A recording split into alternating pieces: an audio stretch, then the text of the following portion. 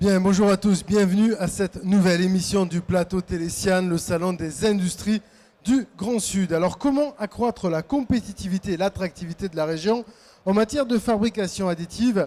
La réponse, eh bien, en accompagnant la création de plateformes dédiées. C'est le cas de CEF3D, c'est une structure mutualisée de recherche en fabrication additive portée par l'école d'ingénieurs de Tarbes, l'ENIT. Nous allons en parler avec nos intervenants du jour. Messieurs, bonjour, on va commencer par un premier tour de table. Jean-Pierre Garot, vous êtes le directeur général du pôle sud-ouest aéro d'Héphaïstos et directeur de Cousseau. Merci d'être avec nous ce matin. De l'autre côté, nous avons Jean-Yves Fourquet, directeur de l'INIT. Bonjour. Christophe Tisserand, vous êtes responsable produit fabrication additive chez Renichaux. Bonjour. Bonjour. Renichaux, c'est une société anglaise spécialisée dans la fabrication de machines additives dans le métal. Votre siège est en Seine-et-Marne. On va voir quelle est votre implication dans cette plateforme dans quelques instants. Et enfin, nous avons également la chance d'avoir Lionel Arnaud, enseignant-chercheur au sein de l'ENIT de Tarbes. Bonjour. Vous êtes le responsable scientifique de la plateforme additive CEF3D. On commence, si vous êtes d'accord, avec une explication. CEF3D, ça veut dire quoi? Qu'est-ce que c'est exactement? Jean-Yves. Alors, CEF3D, c'est tout simple, hein, c'est conception et fabrication 3D. Voilà, on n'a pas fait preuve d'imagination, mais ça dit exactement quel est l'objet de cette plateforme. Très bien. Alors concrètement, qu'est-ce qu'elle propose, cette plateforme?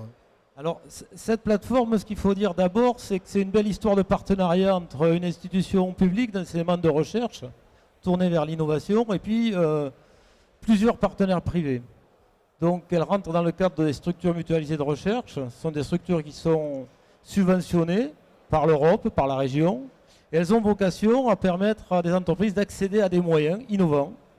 Donc, pour nous, établissement d'enseignement supérieur de recherche, l'intérêt, c'est de valoriser nos compétences et de continuer à faire, comme j'allais dire, comme on le fait au quotidien, mais sur de nouveaux supports, continuer à être en liaison permanente avec l'industrie.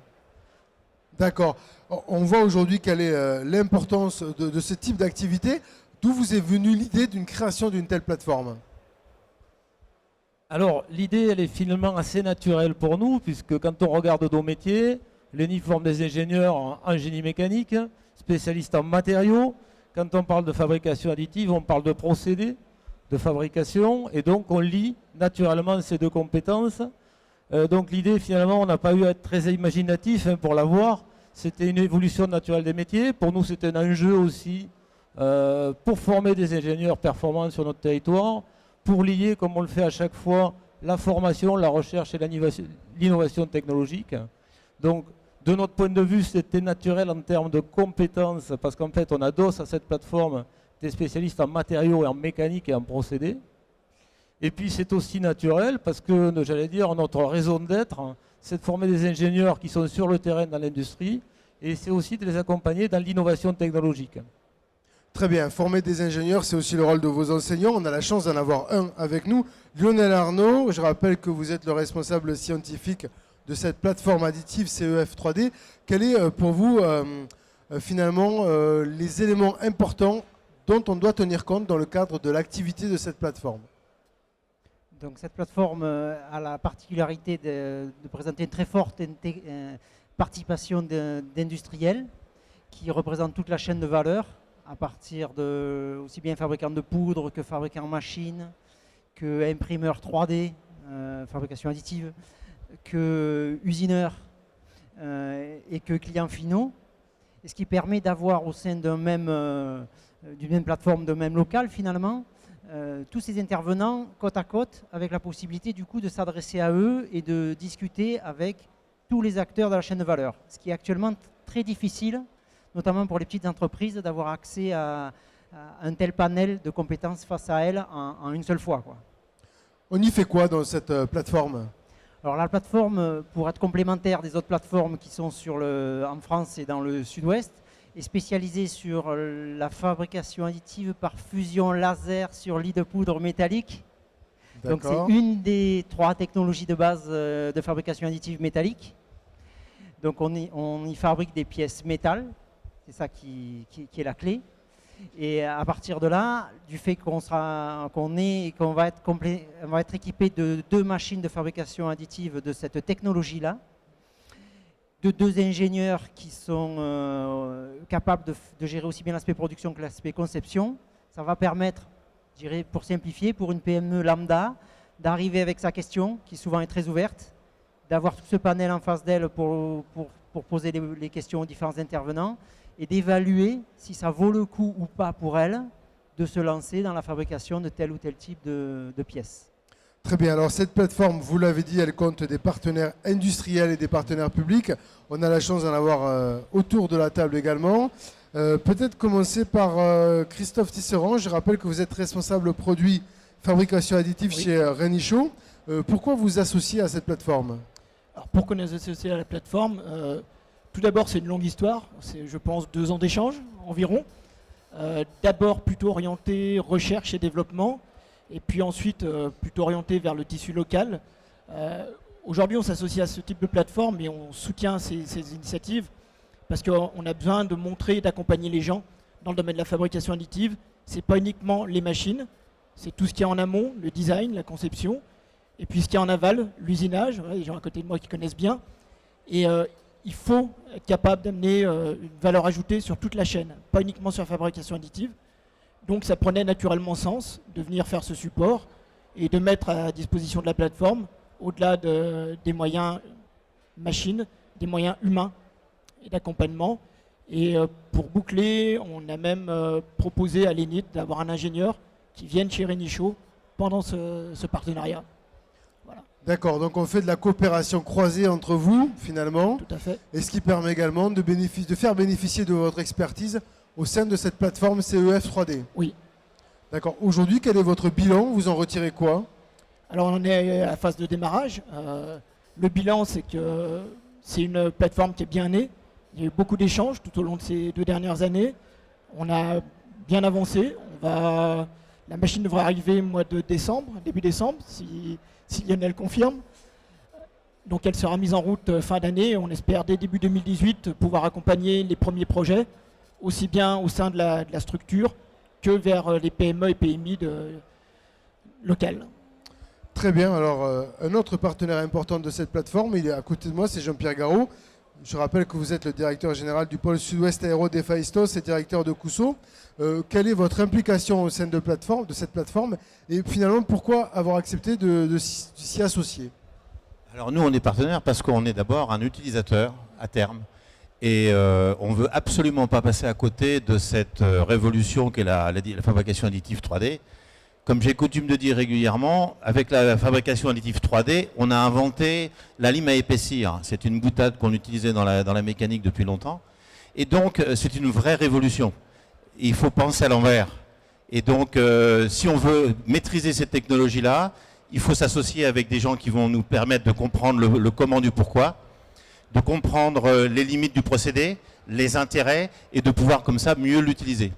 C'est pour nous essentiel. On a embauché un ingénieur doctorant pour participer à cette aventure, parce que c'est une véritable aventure industrielle. Et d'ores et déjà, on peut considérer que les premiers résultats de ces études nous ont un peu mis la tête à l'envers. C'est-à-dire que moi, ça fait quasiment 25 ans que je fais de la mécanique. Et on m'annonce des choses qui me perturbent très profondément, avec des résultats extrêmement encourageants. Et donc, bien évidemment, soit dans cette situation-là, on fait demi-tour et puis on dit non, c'est trop compliqué pour moi, soit on se dit, il faut qu'on aille voir, et la plateforme va nous aider à ça, à comprendre ce qui se passe et pourquoi ça marche comme ça. Or, aujourd'hui, on ne sait pas comment ça marche, globalement. D'accord, donc c'est une vraie révolution dans la méthode industrielle, finalement. Dans la méthode industrielle, dans la méthode d'aborder la mécanique et dans la méthode de concevoir les pièces.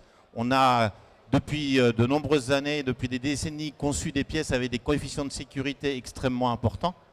Aujourd'hui, on les supprime, les coefficients de sécurité, parce que plus on met de coefficients de sécurité, plus on met du temps d'usinage et moins on est compétitif. Et là, on va les supprimer. Sauf que travailler sans filet, c'est un peu compliqué. D'accord, il y a un changement de paradigme important dans les process de fabrication, mais finalement, ce genre de plateforme vous permet d'apprendre. Exactement. Nous, on veut apprendre.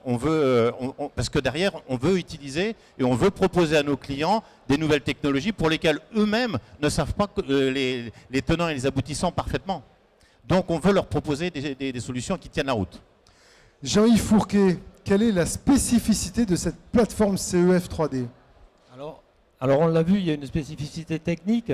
Je crois que ça a été un petit peu dit par Lionel Arnaud, sa spécificité d'abord, c'est d'avoir toute la chaîne de valeur en regard de ces défis qui ont été très bien rappelés par Jean-Pierre Garot. Et voilà, d'associer des partenaires qui ne sont pas directement concurrents entre eux, qui vont pouvoir avancer ensemble. Et comme ça a été très bien dit, c'est un véritable défi. C'est un défi pour nous aussi, parce que finalement, on souhaite enseigner des choses qu'on pratique à défaut de les maîtriser complètement. Et donc, c'est aussi un défi pour nous pour faire progresser la connaissance. Donc, c'est une structure mutualisée de recherche. Elle a bien vocation à faire de l'innovation technologique. Donc, elle intéresse à la fois les gens qui font progresser la science et aussi les gens qui doivent faire progresser la fabrication des objets. Et cette plateforme, elle est évidemment destinée également aux PME, PMI. Alors, c'est effectivement un des points principaux souhaités par le dispositif auquel dont on a pu profiter. Parce que finalement, on a bénéficié de financement public à une hauteur tout à fait significative. L'ENI est partenaire aussi, au même titre que les industriels partenaires. Mais le soutien public est important. Il correspond bien à cette vocation d'en faire une plateforme qui permettra aux PME d'accéder à ces technologies. Donc pour nous, l'enjeu et certainement la spécificité, c'était de mettre en regard de ces partenaires potentiels une palette de compétences et de métiers la plus riche possible. Très bien. Lionel Arnaud, finalement, quel retour vous avez de la part des étudiants ou même des partenaires privés qui aujourd'hui officient sur cette plateforme? Alors la plateforme qui est, il faut être honnête, encore en phase de démarrage, mais ce qui est très surprenant même, c'est la première fois que je vois cet engouement de la part des élèves vers une technologie de fabrication. Et la France, voilà, c'est important pour la France de développer des technologies de fabrication. Et c'est aussi la première fois que je vois un engouement des entreprises pour recruter des ingénieurs docteurs. Je dirais c'est enfin à la mode maintenant avec la fabrication additive et ça devient le standard comme dans d'autres pays. Et donc ça, on sent vraiment une lame de fond dans cette direction-là. Il faut se former, il faut être bon à très haut niveau pour être performant dans la fabrication additive. Et évidemment, c'est un bon retour en tout cas pour l'école aussi, pour tout ce savoir-faire que vous réalisez. Oui, et il faut être humble aussi, puisqu'on se rend bien compte quand on fait nos réunions, on est entre spécialistes, chacun de son domaine, et on apprend quand même plein de choses parce qu'on se rend compte que c'est quelque chose qui bouge très vite, la technologie évolue sans cesse. Ça remet en cause ce que Jean-Pierre disait sur la conception. On pense en quelque sorte à l'envers. On ne dessine plus la pièce avant de la fabriquer. C'est finalement l'informatique qui nous aide, qui nous dirige pour dessiner des pièces, pour intégrer des fonctions. Donc ça remet beaucoup de choses en cause. Christophe Tisserève, vous apprenez vous également à travers cette plateforme aujourd'hui? Aujourd'hui, on apprend et on va apprendre très clairement. Il n'y a pas deux cas qui sont identiques. Même aujourd'hui, pour les gens qui ont des années d'expérience en fabrication additive, il faut savoir que rien que changer un design, même sur la même machine, sur la même matière, ça peut nous amener de nouvelles problématiques. Donc il y a un vrai travail de fond et on a besoin de, ce que disait Lionel Arnaud, de plein de compétences différentes et de beaucoup de gens qui s'impliquent tout au long de la chaîne pour pouvoir y arriver. Et il faut qu'on ait une pensée globale. Donc il faut vraiment, j'allais dire, travailler comme un, tout en étant 10 autour d'une table. Très bien. Jean-Pierre Garot, quelles sont les perspectives pour vous? Comment vous voyez votre coopération dans le cadre de cette plateforme dans les années à venir? Eh bien, c'est d'abord de proposer des solutions qui n'existent pas aujourd'hui, des propositions à nos clients qui n'existent pas, des applications, des conceptions de pièces auxquelles nous ne pensons même pas. Et ce que j'attends aussi de la plateforme, c'est de continuer à apprendre. Parce qu'on l'a dit, la fabrication additive 3D, c'est d'apprendre à penser à l'envers. Depuis le début, je le répète, et c'est vraiment ça qui est très important. Il faut savoir, par exemple, que dans l'additive 3D, on a dit, bon, on parle de la poudre, mais l'usineur devient métallurgiste. Alors qu'avant, il y avait le métallurgiste qui fabriquait la matière, après il y avait l'usineur, et il y avait éventuellement d'autres technologies qui arrivaient derrière. Aujourd'hui, on est en train de mélanger tout ça. Et c'est pour ça qu'on apprend à aussi revenir sur les bancs de l'école avec les chercheurs, pour leur dire que ce que nous, on pense, et que c'est aussi bien que ce qu'eux peuvent penser ou avoir conçu. Après, il faut qu'ils nous le valident. Et c'est tout ça l'intérêt de cette plateforme, c'est cette collaboration et cet échange. Il n'y a plus cette hiérarchie, il y a ceux qui pensent et ceux qui font. C'est en permanence ceux qui font et qui vont susciter des idées et des pistes de recherche à ceux qui sont payés pour ça. Et inversement, on a des retours. Et ça, c'est passionnant. Très bien. Jean-Yves Fourquet, pour conclure, cette plateforme, évidemment, elle est ouverte à tous. Oui, c'est effectivement la nature de cette plateforme, c'est bien d'être un support aux entreprises et aux académiques. Donc aujourd'hui, l'ENI est le porteur académique de cette plateforme, mais elle est aussi ouverte à d'autres collaborations académiques qui viendront enrichir finalement les outils dont peuvent disposer les partenaires industriels. Donc là, on est aussi transmetteur de savoir et de réseau. Très bien, transmetteur de savoir et de réseau. Oui, peut-être un dernier mot, Christophe? Oui, si on peut s'adresser aux PME, aux PMI qui nous écoutent ou nous regardent, c'est que demain se prépare aujourd'hui. Très bien. Bah, écoutez, ça sera le mot de la fin. On va le retenir également. Merci à vous pour vos explications. Et évidemment, on suivra l'actualité de cette plateforme CEF 3D dans un prochain Salon Sian. Merci. Merci, à bientôt.